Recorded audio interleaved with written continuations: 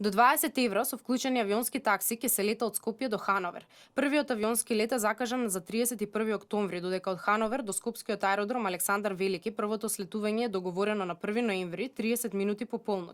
Според предвиденото, ова авиоповрзување ќе се одвива два пати неделно, секој понеделник и петок кон германскиот град, додека повратните летови се во вторник и сабота. Со ова авиоповрзување од ТАВ Македонија очекуваат дополнително да порасне бројот на туристи од Германија. Преку писмено соопштение се огласи концесионерот на двата македонски аеродроми.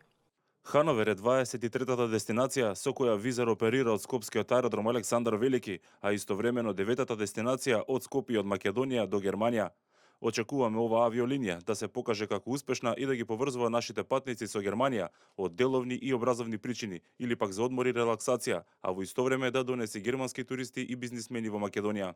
Инаку Скопскиот аеродром е поврзан со други 8 градови од Германија, меѓу кои Берлин, Келн, Франкфурт, Нимберг, Минхен и Дортмунд. Дополнително, оваа авиокомпанија лета до други 23 европски дестинации. Скопскиот аеродром Александар Велики и аеродромот во Охрид Свети Апостол Павле во моментов имаат авионска врска со вкупно 35 дестинации.